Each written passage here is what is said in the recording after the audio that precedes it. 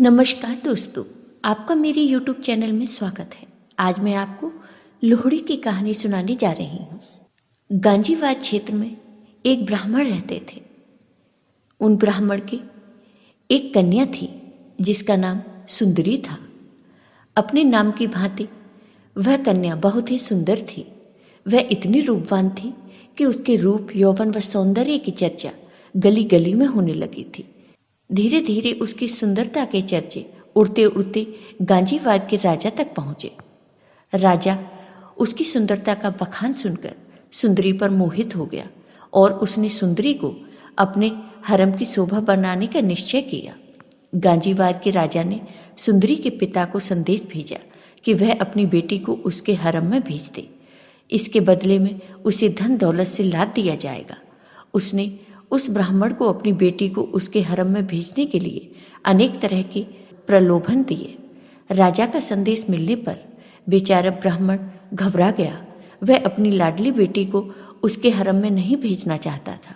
जब उसे कुछ नहीं सूझा तो उसे जंगल में रहने वाले राजपूत योद्धा दुल्ला भट्टी का ख्याल आया, जो एक कुख्यात डाकू बन चुका था, लेकिन गरीबों व शोषितों की मदद करने के कारण वह लोगों के दिलों में उसके प्रति अपार श्रद्धा थी। ब्राह्मण उसी रात दुल्ला भट्टी के पास गया और उसे विस्तार से सारी बात बताई। दुल्ला भट्टी ने ब्राह्मण की व्यथा सुन उसे सांत्वना दी और रात को खुद एक सुयोग्य ब्राह्मण लड़के की खोज में निकल पड़ा। दुल्ला भट्टी ने उसी रात एक योग्य ब्राह्मण लड़के को तलाश कर सुंदरी को अपनी ही बेटी मानकर अग्नि को साक्षी मानते हुए उसका कन्यादान अपने हाथों से किया और ब्राह्मण युवक के साथ सुंदरी का रात में ही विवाह कर दिया। उस समय दुल्ला भट्टी के पास बेटी सुंदरी को देने के लिए कुछ भी न था, अतः उसने तिल व शक्कर देकर ही ब्राह्मण युवक के हाथ में सुंदरी का हाथ थमाकर सुंदरी को उसकी ससुराल विदा किया। गांजीवार के राजा को इस बात की सूचना मिली तो वह आग बबूला हो उठा। उसने उसी समय अपनी सेना को गांजीवार इलाके पर हमला करने तथा दुल्ला भट्टी का खात्मा करने का आदेश दिया। राजा का आदेश मिलते ही सेना दुल्ला भट्टी के ठिकाने की ओर बढ़ी, लेकिन दुल्ला भट्टी और उसके साथियों ने अपनी पूरी ताकत लगाकर राजा की सेना को बुरी तरह धूल चटा दी।